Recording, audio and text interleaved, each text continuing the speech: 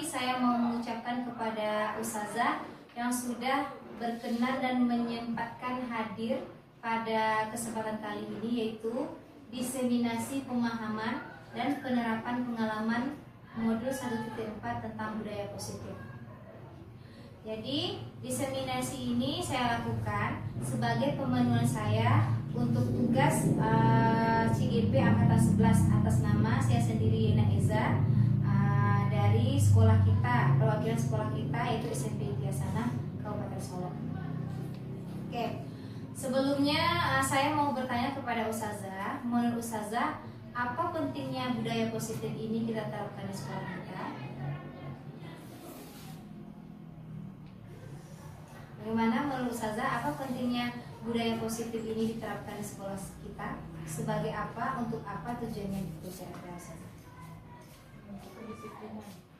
Untuk apa Ustazah? Silakan Ustazah Dika. Untuk membentuk kedisiplinan kepada peserta didik. Iya, betul sekali Ustazah Dika.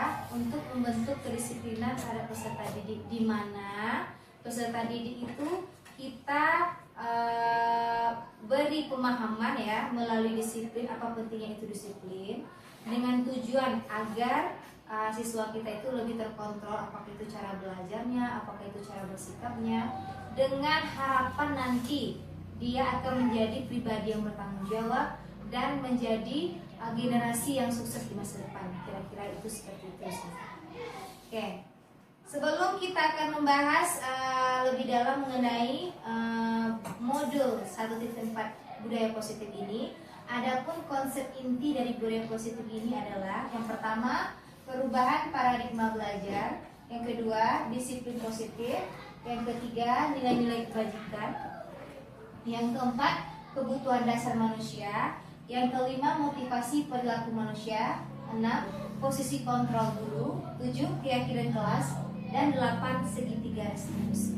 Kita akan membahas satu persatu dalam diseminasi ini, saudara. Yang pertama itu tentang perubahan paradigma belajar.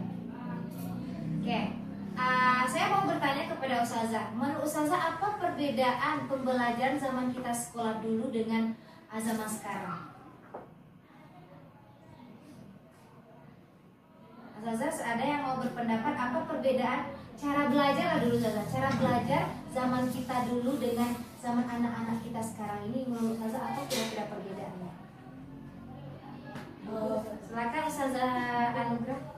Pada pembelajaran kita pada dahulu saja, pembelajaran tersebut lebih terfokus kepada guru yang mengajarkan dengan metode ceramah.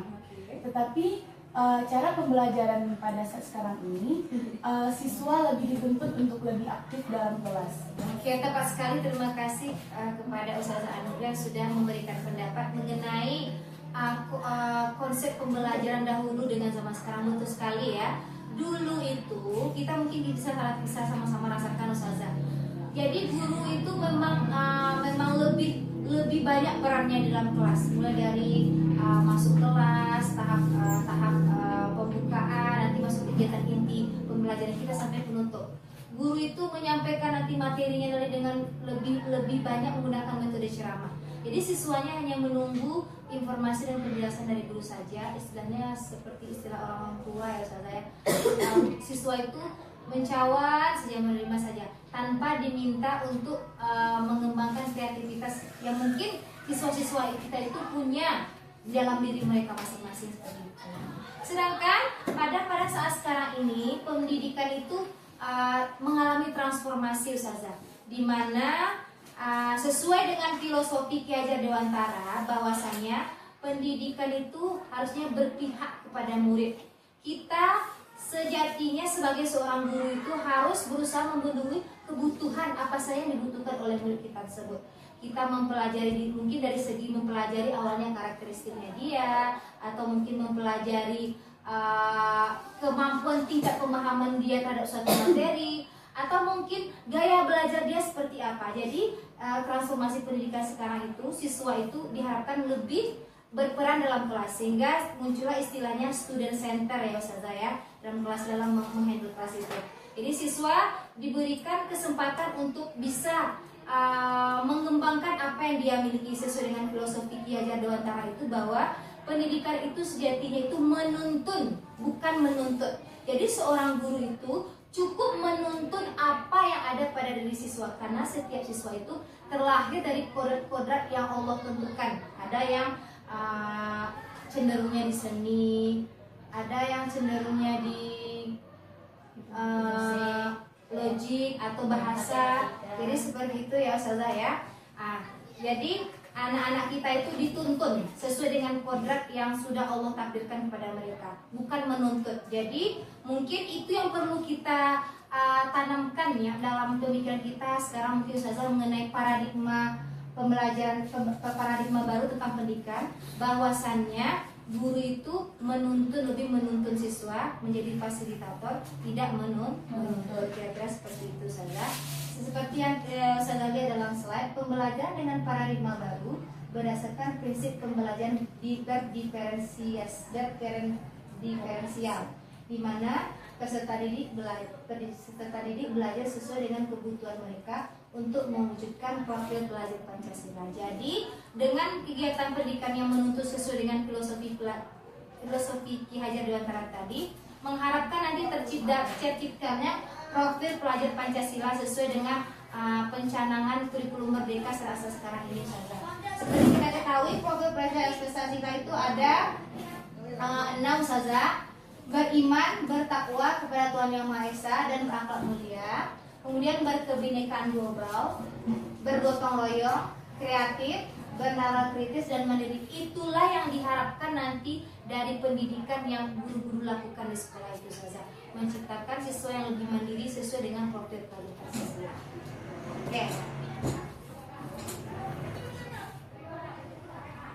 Oke, ada beberapa miskonsepsi tentang teori kontrol. Ini menurut seorang ahli Ustazah dari Dr. William Glasser, bahwa ada suatu ilusi yang kita sebagai guru, sebagai kita orang dewasa itu menganggap siswa kita seperti ini. Yang pertama itu ilusi guru mengontrol murid. Sejatinya itu guru itu sebenarnya tidak bisa mengontrol murid. Itu hanya sebuah ilusi, itu hanya sebuah miskonsepsi yang sebenarnya kita sebagai guru tidak punya hak, atau mungkin tidak ada wewenang kita untuk mengontrol siswa tersebut. Nanti akan kita bahas dalam motivasi-motivasi intrinsik ya Ustazah. Yang kedua, ilusi bahwa semua penguatan positif itu efektif dan bermanfaat. Jadi setiap kita melakukan penguatan positif, memberikan nasihat, mungkin tidak semua itu akan efektif dan bermanfaat bagi diri siswa kita jika dia sejatinya belum memiliki motivasi dari dalam diri dia. Kemudian ilusi bahwa kritik dan membuat orang merasa bersalah dapat menguatkan karakter. Mungkin kita sering seperti itu Ustazah, bahwa jika siswa kita melakukan kesalahan, kita sering seolah-olah seperti memojokkan dia, dan kita menganggap itu efektif membuat dia lebih baik. Sebenarnya itu adalah sebuah ilusi Ustazah. Itu salah persepsi selama ini, sesuai dengan yang dicanangkan oleh Dr. William Glasser ini. Yang kemudian ilusi bahwa orang dewasa memiliki hak untuk memaksa. Jadi seperti yang menurut filosofi Ki Hajar Dewantara tadi Ustazah ya, bahwa kita tidak ada sejatinya hak untuk memaksa siswa kita untuk melakukan sesuatu. Disitulah nanti kerja kita, bagaimana cara supaya siswa kita itu mau melakukan apa yang kita sarankan kepada dia. Disitulah kita nanti peran kita untuk memberikan motivasi terus berupa motivasi intrinsik nantinya Ustazah. Oke, selanjutnya ini ya beberapa paradigma stimulus respon ke pendekatan teori kontrol. Jadi siswa itu sejatinya tidak bisa dipaksa, ada ilusi-ilusi tadi ya Ustazah. Dalam stimulus respon ini ada beberapa pernyataan Ustazah, saya akan membahas beberapa saja untuk kesempatan ini. Contohnya, realitas kebutuhan kita sama. Itu untuk stimulus respon. Ini perbedaan pendapat antara stimulus respon dan teori kontrol. Ini teori ya, teori dari ahlinya. Sedangkan menurut teori kontrol, realitas kebutuhan kita itu berbeda. Benar, memang sejatinya setiap manusia itu memiliki kebutuhan berbeda. Cuman dalam stimulus respon menganggap bahwa semua orang itu memiliki kebutuhan yang sama. Ini yang harus kita luruskan nanti Ustazah dalam pembahasan berikutnya. Kemudian semua orang melihat hal yang sama, sedangkan di teori kontrol setiap orang memiliki gambaran berbeda.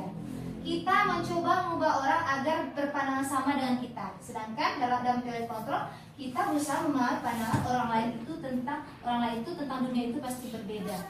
Perilaku buruk dilihat sebagai suatu kesalahan dalam teori stimulus respons. Sedangkan dalam kontrol, semua perilaku itu pasti memiliki tujuan. Jadi setiap apa yang dilakukan anak kita itu pasti ada tujuannya. Kemudian orang lain bisa mengontrol saya, sedangkan di red control hanya Anda yang bisa mengontrol diri Anda sendiri.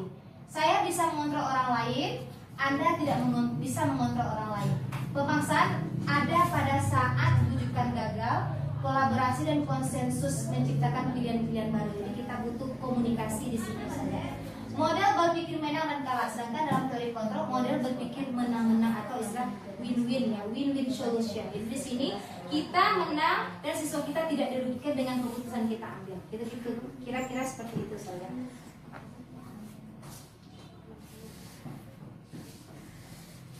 Oke, selanjutnya di sini kita bahas dulu saja tadi judul dari diseminasi kita ini budaya positif. Kita berawal dari disiplin positifnya dulu saja. Seperti Ustazah lihat di depan, yang ada dalam kepala Ustazah itu awalnya sebelum Ustazah memahami disiplin positif ini dulu, disiplin itu identik dengan apa kira-kira Ustazah? Yang pemahaman Ustazah yang sebelumnya? Tepat waktu ya, bisa itu ketepatan waktu. Kira-kira apa lagi disiplin itu identik dengan apa kira-kira gitu Ustazah? Tepat waktu, ya betul. Terima kasih Ustazah Diva sudah memberikan pendapatnya, betul sekali. Memang ya, disiplin itu beridentik dengan aturan-aturan. Betul kan Ustazah? Kita pasti kalau sudah mendengar kata disiplin itu ini pasti peraturan. Nah, memang sejatinya itu sudah menjadi sesuatu memang sudah terkonsep dalam diri kita. Tapi di sini kita akan meluruskan disiplin sejatinya itu seperti apa. Sesuai dengan penjelasan dalam slide ini, disiplin positif ini ya, positifnya salah ya, berasal dari kata disiplina yang artinya belajar. Disiplin mengacu pada disiplin diri yang memiliki tanggung jawab terhadap apa yang dilakukannya berdasarkan nilai-nilai yang diyakini.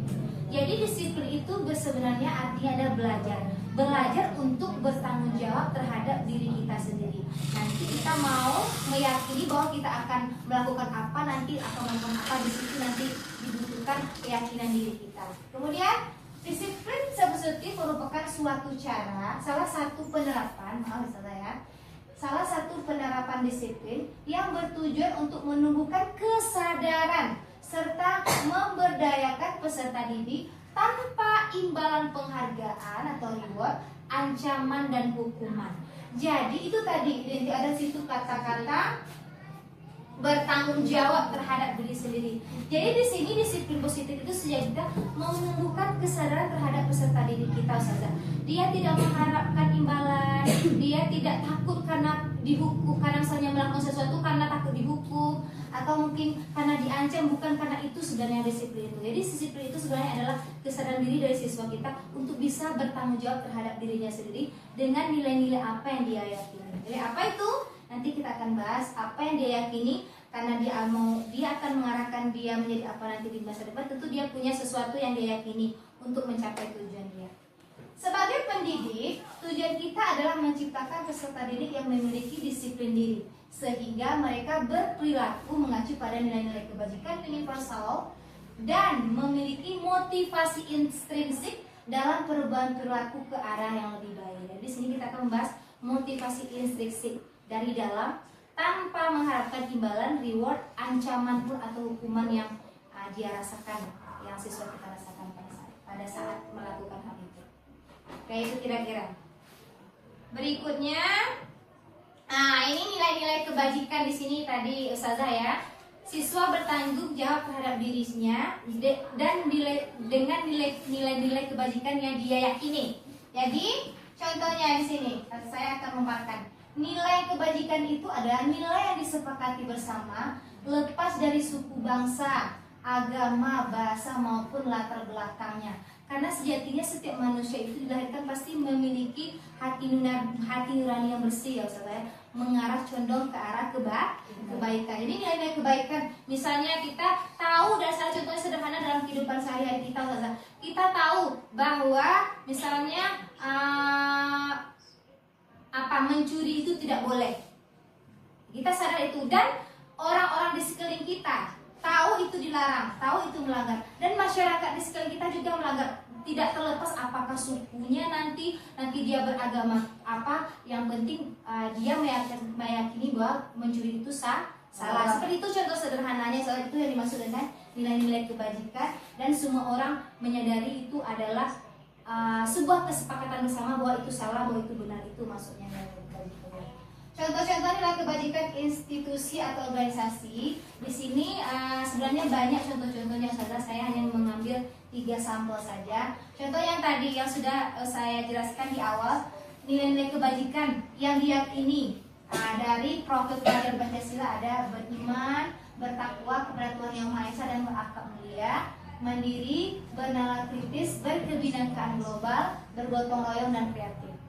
Ada lagi nilai-nilai kebajikan yang disepakati menurut IBO Primary Years Program PYP, misalnya ya. Ada salah satunya toleransi, rasa hormat, integritas, mandiri, menghargai, antusias, empati, keingintahuan, kreativitas, kerja sama, percaya diri dan komitmen. Dan ada satu lagi yang saya kutip dari materi yang sedang kami bahas sekarang ini dalam CGP Ustazah, keterampilan hidup. Jadi dapat dipercaya, lurus hati, pendengaran aktif, tidak merendahkan orang lain, memberikan yang terbaik dari diri. Jadi ini contoh nilai-nilai kebajikan. Jadi setiap kita itu memiliki nilai-nilai kebajikan yang berbeda dalam diri kita masing-masing, Saudara ya. Jadi itulah yang kita yakini, yang akan memotivasi kita, yang akan membuat diri kita sadar bahwa kita harus disiplin supaya kita bisa hidup lebih ke arah. Begitu juga untuk skop siswa kita gitu saja. Seperti itu. Selanjutnya, karena nanti setiap orang, tadi ini mengulas sedikit ya Ustazah, setiap orang melakukan sesuatu itu pasti memiliki tujuan. Sebelum kita tahu tujuan setiap orang itu melakukan apa, kita bahas dulu sedikit tentang kebutuhan manusia. Mungkin Ustazah ini sudah paham mengenai kebutuhan dasar manusia. Kita bahas untuk mengingatkan lagi Ustazah. Kebutuhan dasar manusia adalah segala sesuatu yang kita lakukan untuk mendapatkan apa yang kita inginkan. Jadi kebutuhan itu apa yang merasa kita inginkan ya Saudara ya, berasal dari dalam diri kita. Seluruh tindakan yang kita lakukan memiliki tujuan tertentu, dan semua usaha terbaik yang kita lakukan adalah dalam rangka agar kebutuhan dasar kita terpenuh dengan baik. Jadi kenapa kita melakukan ini? Pasti kita ada tujuan. Pasti ada nanti tujuannya itu untuk memenuhi kebutuhan kita yang ini. Karena kebutuhan manusia itu bermacam-macam Ustazah. Nanti saya akan paparkan setelah ini. Kebutuhan dasar manusia. Oke, ini ada yang secara umum dulu Ustazah ya, yang akan kita bahas. Karena yang kita bahas ini berkaitan dengan nanti budaya positif ini. 5 kebutuhan dasar manusia. Yang pertama, bertahan hidup. Nah, ini mungkin sudah sering anak-anak kita mungkin diberikan juga pemahaman ini dalam mata pelajaran IPS ya Ustazah ya. Jadi bertahan hidup itu ada makan, pakaian, tempat tinggal, keamanan dan kesehatan. Jika kebutuhan bertahan hidup ini tidak terpenuhi, pasti ada sesuatu penyimpangan yang akan terjadi terhadap seseorang. Nah, kemudian rasa kasih sayang dan rasa diterima. Jadi ini kita butuh Ustazah, walaupun kita misalnya bisa mengelola emosi kita secara pribadi, itu tidak akan long distance, tidak akan berlangsung lama. Jadi di sini kita butuh juga rasa diterima dan rasa kasih sayang dari orang lain, yaitu rasa diterima, dipedulikan, berbagi, bekerja sama, dan menjadi bagian dalam kelompok. Jadi anak-anak kita kan ada kelompok-kelompok pertemanan itu Ustazah ya. Kalau misalnya kita dalam kelas, kalau misalnya dia sedang cek-cek sama teman, pasti dia tidak mau dalam belajar. Seperti itulah kira-kira. Jadi rasa diterima dan rasa kasih sayang itu mereka sangat butuh sekali. Apalagi mereka masih dalam umur yang labil saja. Kemudian penguasaan. Di sini tentang harga diri, keinginan untuk dianggap, memimpin, berprestasi dan diakui, didengar. Jadi penguasaan di sini Ini cukup penting Ustazah. Jadi kalau misalnya harga diri kita sudah merasa direndahkan, itu rasanya harga mati ya. Mungkin kita Ustazah mungkin sama-sama mahasiswa dulu atau sekarang pun kita sedang mengalami hal seperti itu. Kalau menghargai harga diri, kita tidak mau tawar menawar. Selanjutnya kebebasan. Kebebasan ini berupa kebutuhannya mandiri. Kita memiliki pilihan, bebas untuk memiliki pilihan, mencoba hal-hal yang baru, mampu mengendalikan arah dirinya. Jadi kita punya juga kebutuhan itu. Jadi ini kebebasan ini harus dileluaskan juga kita sebagai seorang guru kepada siswa kita, supaya dia bisa mandiri nantinya dan dia punya punya kemampuan untuk mengambil keputusan nanti di akhir nanti. Ada kesenangan. Ini mungkin sangat identik dengan siswa kita ya Ustazah, karena siswa kita rata-rata berada di umur ini. Kesenangan itu antara lain dia bermain, humor, bercanda-bercanda, antusiasnya, kemudian tertawa-tertawa. Itu sangat rileks sekali dengan siswa kita saat sekarang ini Ustazah. Mungkin sebelum saya lanjut, ada mungkin Ustazah yang mau bertanya, menanggapi sedikit, ada? Kalau tidak kita lanjut. Masih semangat Ustazah? Masih. Oke, kita lanjut ya Ustazah ya. Selanjutnya yaitu motivasi. Ini goalnya yang mau saya terangkan tadi Ustazah. Itu makanya saya bahas dulu mengenai kebutuhan dasar manusia. Motivasi perilaku manusia itu ada 3 Ustazah. Yang pertama, untuk menghindari ketidaknyamanan atau hukuman. Jadi kita analogikan di sekolah ya Ustazah ya. Siswa itu ada motivasi dia mengerjakan tugas, pasti dia takut kena hukum sama kita ya Ustazah ya. Itu sudah pasti itu. Pasti ada siswa itu yang mengalami. Tapi tidak semua juga, karena siswa-siswa di sini SMP IPA ini kan siswa-siswa kita pada umumnya bagus-bagus Ustazah ya kan? Oke, kemudian motivasi untuk menghindari ketidaknyamanan atau hukuman yang tadi. Kemudian untuk mendapatkan imbalan dan penghargaan dari orang yang ini juga dialami oleh siswa kita. Kalau tidak kita iming-imingkan nanti misalnya Ananda, silakan Anda kerjakan ini dan kumpulkan ya. Jika Ananda tidak mengumpulkan tepat waktu, nanti Ananda misalnya jika Ananda mau Ustazah, jika Anda mengumpulkan tepat waktu, Ustazah akan kasih reward, Ustazah akan kasih permen, atau mungkin Ustazah akan kasih Ananda sesuatu surprise. Itu berarti siswa itu sebetulnya dia tidak nyata, tidak adil dia mengerjakan sesuatu dari dalam diri dia. Dia hanya mengharapkan satu imbalan. Yang ketiga, untuk menjadi orang yang diinginkan dan menghargai diri sendiri dengan nilai-nilai yang mereka percayai. Inilah Ustazah yang ketiga ini yang seharusnya ada dalam diri siswa kita. Ini adalah motivasi internal ya. Motivasi internal. Dia sadar dirinya belajar. Dia sadar dirinya untuk apa menuntut ilmu. Dia sadar dirinya untuk apa dia bersekolah. Itu sangat bagus itu Ustazah. Sehingga nanti dari motivasi internal lah ini, nanti jika siswa kita memiliki ini, akan menghasilkan siswa-siswa yang mandiri, bertanggung jawab terhadap masa depan dia. Dan juga nanti untuk skop yang lebih besar itu ya Ustazah, untuk negara kita Indonesia tentunya. Sedangkan untuk motivasi yang pertama dan kedua ini termasuk motivasi eksternal.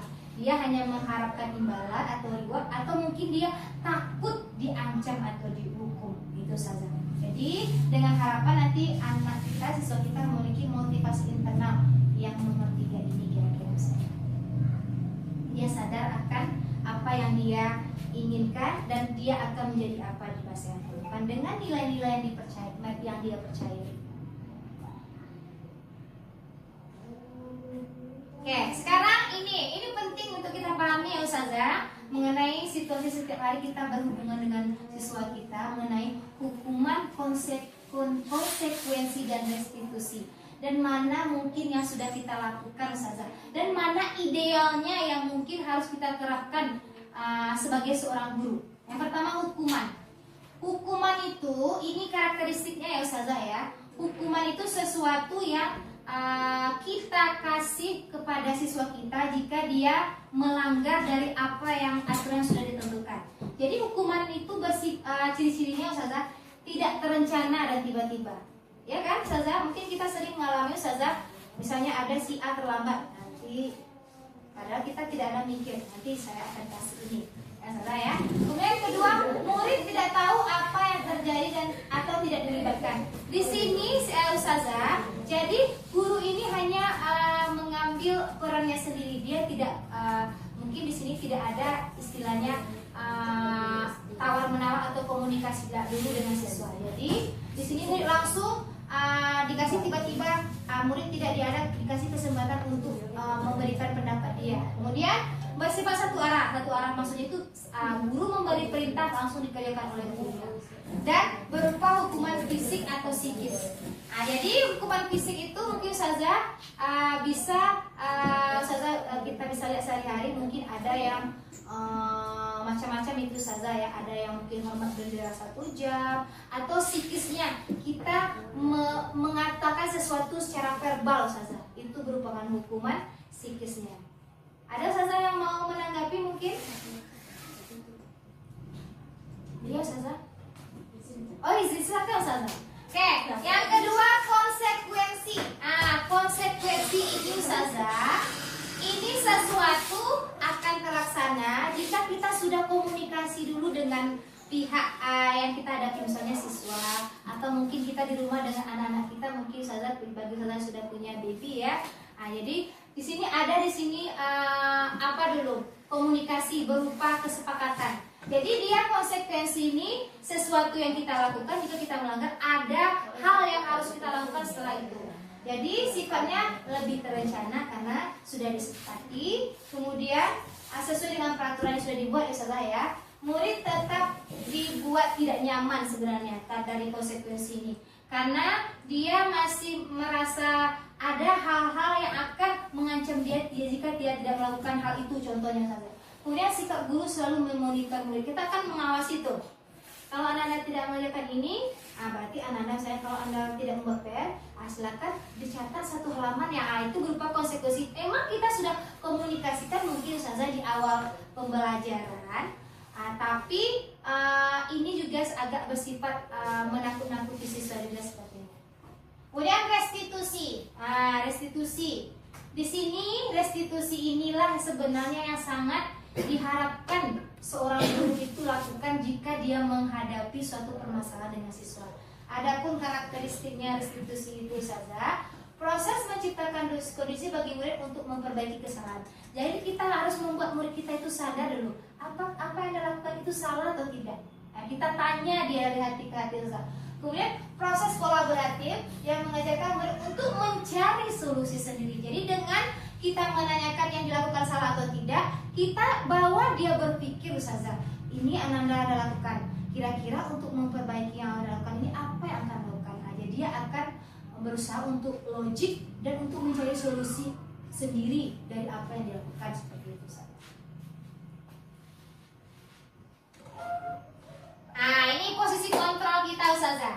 Jadi guru itu sejatinya dalam teorinya ya Ustazah ya, ada 5 posisi kontrol. Dan nanti kita akan bahas, saya akan jelaskan Ustazah. Setelah itu saya akan mengembalikan ke Ustazah sejauh mana kita sudah menjalankan posisi kita sebagai guru. Yang pertama, ada posisi kontrol seorang guru itu sebagai penghukum, ada pembuat merasa bersalah, ada sebagai teman, ada sebagai pemantau, dan ada sebagai manajer. Setelah ini saya akan jelaskan satu persatu ya Ustazah, melalui contoh-contoh ungkapan-ungkapan sehari-hari mungkin yang bisa yang terjadi dalam kehidupan sehari-hari kita bersama siswa kita Ustazah. Yang pertama sebagai penghukum. Ini bentuk pernyataannya ya Ustazah ya. Contoh penerapan 5 posisi kontrol. Misalnya kasusnya Ustazah, siswa tidak memakai atribut lengkap saat upacara. Sedangkan dalam salah satu peraturan sekolah kita, pada saat melaksanakan upacara, siswa harus beratribut lengkap. Ketemulah kasus seperti ini. Kita lihat satu persatu nanti Ustazah, dari penjelasan ini Ustazah akan bisa membedakan mana posisi-posisi kontrol dan mana yang ideal bagi seorang guru. Yang pertama penghukum. Jadi langsung kita kasih hukuman, kita bilang seperti ini sama siswa kita Ustazah. Karena dia tidak memakai atribut, hormat bendera selama 1 jam contohnya. Itu kita menerapkan posisi guru sebagai penghukum. Kemudian pembuat merasa bersalah.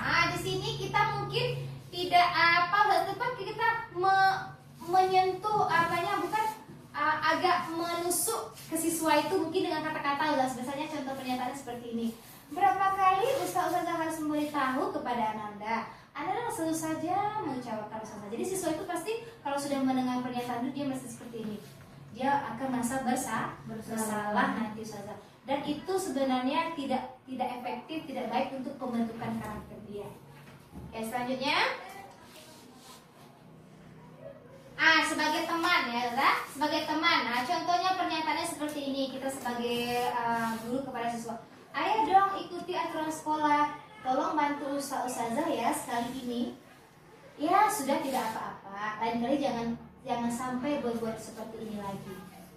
Ini sebagai teman ya ustazah ya.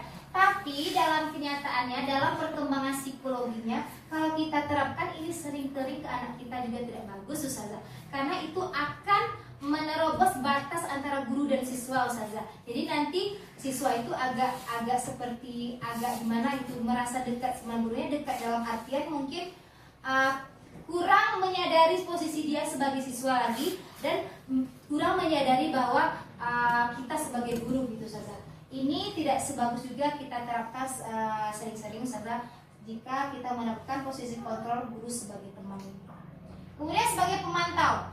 Contoh pernyataannya, kamu sudah melanggar peraturan sekolah, kamu tahu konsekuensinya. Yang ini, setelah upacara, Ananda silakan beli atribut dan jangan ulangi lagi.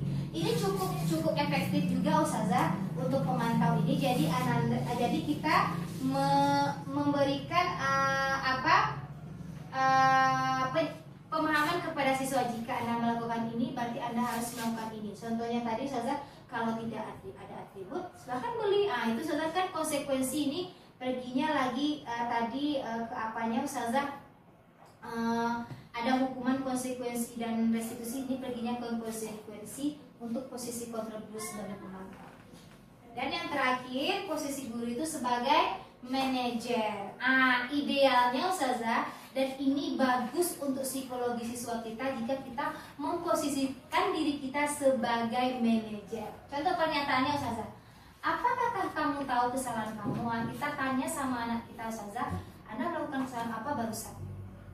Ya, kenapa mungkin kita sebagai guru langsung saja menegur, kita tanya dia dulu saja. Kemudian kira-kira bagaimana kamu memperbaiki kesalahan kamu? Ini tadi saja mencari solusi tadi saja ya, dalam restitusi tadi. Kita tanyakan kepada dia apa kesalahan dia. Kemudian kita tanyakan lagi apa kira-kira usaha dia untuk mencari solusi dari kesalahan yang dia lakukan ini. Tapi ustazah, ini tidak muluk-muluk juga ustazah ya. Saya sendiri juga menyadari, mungkin saya juga sebagai guru belum melakukan ini sepenuhnya. Ini tidak bisa kita lakukan secara cepat gitu. Jadi ini memang berpengaruh sekali ustazah. Jadi mungkin kita memang harus mempersiapkan psikologi kita dulu, dan kita juga harus membangun komunikasi kita dulu bersama siswa kita itu saja. Jadi ini sebenarnya ini teori saja, tapi harapannya memang seperti inilah posisi kontrol guru itu. Tapi ini kita berangsur-angsur dulu lagi. Ini saja. Saya mau meminta untuk menebak-nebak. Ini ada posisi kontrol. Apakah aku? Itulah ya. Saya kecewa sekali dengan kamu. Menurut saya ini posisi ada tadi salah, ada penghukum, ada pembuat merasa bersalah, ada teman, ada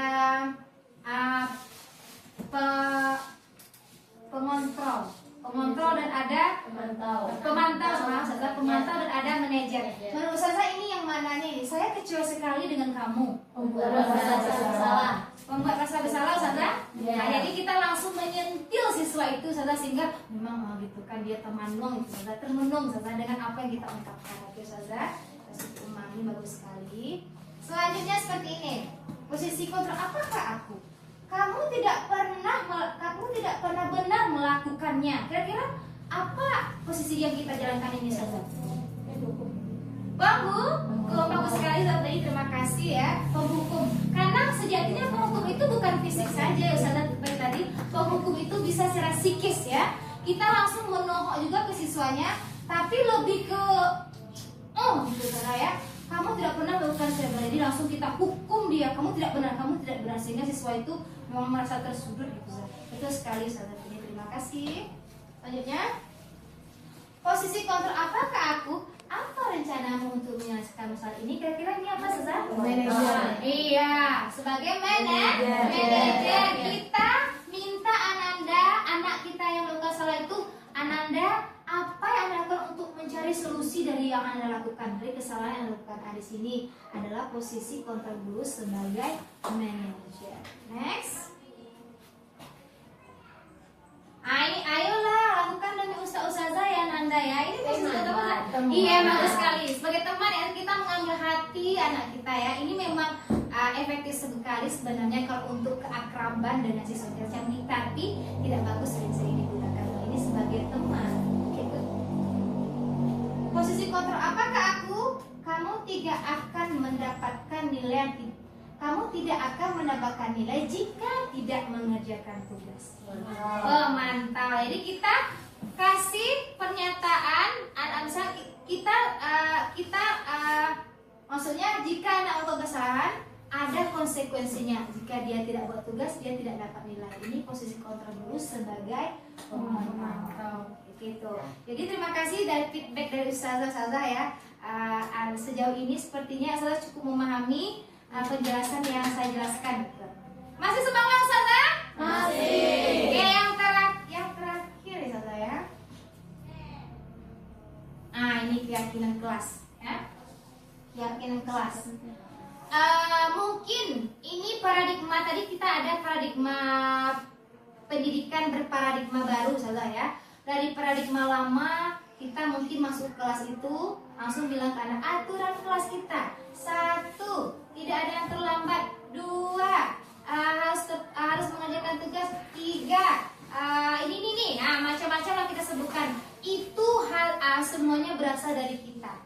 Jadi dalam teori budaya positif ini ustazah, ada sebuah yang harus kita bangun di kelas kita dulu, supaya nanti kita sama-sama murid kita itu bisa bekerja sama. Jika terjadi pelanggaran, kita bisa memberikan sesuatu pemahaman bahwa kita sudah sepakat sama dia, kita sudah deal sama siswa kita itu. Dan ini menjadi sesuatu yang memang harus kita lakukan sebelum kita melakukan pembelajaran atau sebelum kita mengelola suatu kelas itu saja. Keyakinan kelas salah ya. Keyakinan kelas adalah pernyataan yang mudah diingat, dipahami dan harus diterapkan dalam kelas. Ini berupa memang aturan dalam kelas juga ustazah, sama dengan yang lama, paradigma lama itu sebenarnya ustazah. Tapi di sini kita mengkomunikasikannya dengan siswa kita.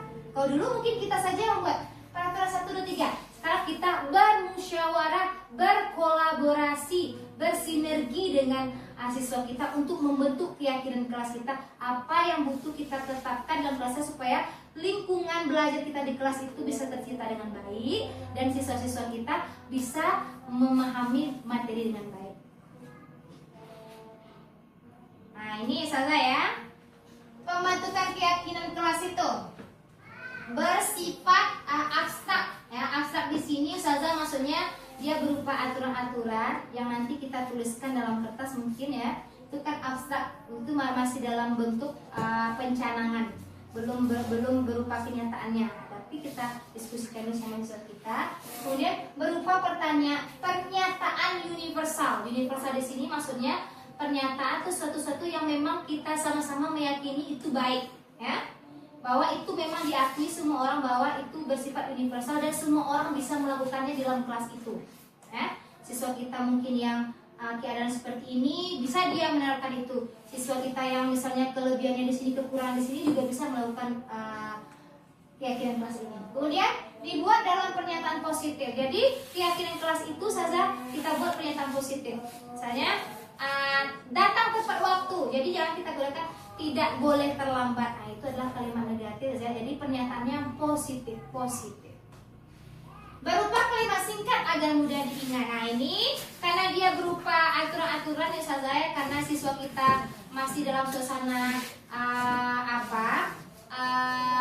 sesuatu yang mudah diingat itu penting bagi dia dan itu mudah dilaksanakan. Kita harus membuat kalimat-kalimat yang mudah. Pokoknya sesuai dengan kondisi kelas dan sekolah. Itu kebutuhan tadi saja ya. Dan semua kelas Warga kelas dilibatkan untuk membuatnya. Jadi siswa kita itu harus terlibat dalam musyawarah ini. Nah ini Ustazah, ini segitiga restitusi sedikit saja Ustazah, suatu proses dialog yang dilakukan oleh guru agar dapat menghasilkan murid yang bertanggung jawab. Ini saya sudah bahas tadi sedikit Ustazah mengenai tahap-tahap dalam memecahkan masalah bersama siswa kita. Tahapnya yang pertama ada menstabilkan identitas, nanti ada validasi tinggal data yang salah, dan menanyakan keyakinan. Ini penjelasannya Ustazah. Nah, yang pertama menstabilkan identitas tahap restitusi. Jika kita menemukan permasalahan dengan siswa kita, berdasarkan prinsip membuat kesalahan adalah bagian dari proses pembelajaran. Jadi kita berikan pemahaman kepada siswa kita bahwa berbuat salah itu wajar. Ya kan Ustazah, betul kan? Ya. Karena kita juga waktu siswa dulu pernah berbuat salah. Tidak ada manusia yang sempurna. Kemudian Ustazah juga pernah melakukan itu, kan? Ustazah tidak mau mencari siapa yang salah, tapi Ustazah ingin mencari solusi dari permasalahan itu. Dan Ananda berhak merasa begitu. Maksudnya, misalnya kalau diganggu teman, kita berhak merasa marah, kita berhak merasa sedih karena itu manusiawi. Nah, itu kita mewajarkannya Ustazah untuk menstabilkan identitas siswa kita. Kemudian validasi tindakan yang salah. Ini perilaku berupaya memenuhi sesuatu kebutuhan tertentu. Nah, kita kan sudah tanya kesalahannya. Anda wajar melakukan kesalahan, itu wajar. Kita tanya lagi, kamu pasti punya alasan mengapa melakukan itu. Kemudian, padahal kamu bisa melakukan yang lebih buruk dari ini kan, gitu kan? Kemudian kamu patut bangga karena telah melindungi sesuatu yang penting buatmu.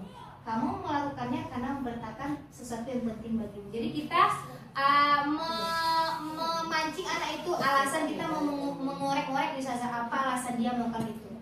Kemudian ketiga, tahapan restitusi adalah menanyakan keyakinan. Kita balik, kita kan sudah membuat keyakinan kelas Ustazah. Apa keyakinan kelas kita yang dia lakukan itu sesuai tidak dengan keyakinan kita? Kita balikkan kepada siswa kita itu kembali. Nilai-nilai apa yang telah kita kesepakati bersama dari keyakinan kelas tadi? Yang Anda lakukan ini sesuai tidak dengan keyakinan yang keyakinan kelas yang kita sepakati? Seperti apa gambaran sebuah kelas yang di dalam Anda? Jadi anak-anak Ustazah kelas yang baik itu seperti apa? Kita ajak dia untuk berlogika. Kemudian kamu ingin jadi orang seperti apa? Seperti itu. Jadi intinya dia akan menyadari kesalahannya dan kita tahu apa motif dia melakukan itu dan dia akan berusaha untuk mencari solusinya. Mungkin itu Ustazah penjelasan dari saya mengenai budaya positif. Apakah mungkin ada tanggapan dari Ustazah atau mungkin memberikan kesimpulan, closing statement mungkin Ustazah? Silakan Ustazah.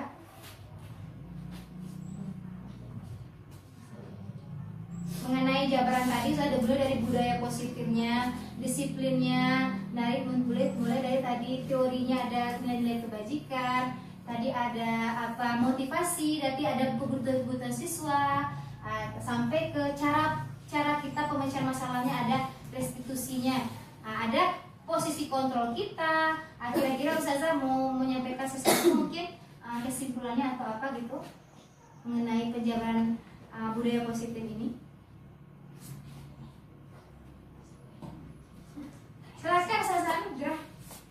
Jadi kesimpulan yang dapat Anda ambil adalah pada pembelajaran saat ini kita harus menuntun siswa bukan menuntut, karena siswa tersebut memiliki keberagaman. Contohnya ada siswa yang lebih condong kepada seni. Kita tidak boleh memperlibatkan masalah itu karena dia lebih condong kepada hal itu. Oke, bagus sekali Ustazah Nugrah. Kita harus mensupport mensupport apa yang menjadi kodrat siswa kita, mensupport dan memberikan dia arahan supaya memang nanti apa kelebihan yang dia punya ini menjadi sesuatu yang bisa dia banggakan di masa depan. Ada lagi Ustazah? Silakan Ustazah Diva. Nah, jadi kesimpulan dapat yang saya ambil dari materi ini adalah dari cara-cara tadi kita bisa mencetak generasi yang kritis, yang bisa berpikir kritis, mencetak generasi Islami melalui budaya positif. Iya, bagus sekali. Terima kasih Diva. Memang sejatinya itu goal tujuan dari budaya positif, supaya siswa kita itu itu bertanggung jawab terhadap diri dia sendiri, dia tahu apa tujuan dia belajar, sehingga nanti pasti generasi kita itu generasi yang cemerlang, sesuai dengan tuntutan zaman juga, sesuai dengan nilai-nilai kebajikan, nilai-nilai agama Islam juga, menciptakan generasi yang cemerlang yang Islami. Mungkin ada lagi Ustazah? Masih ada?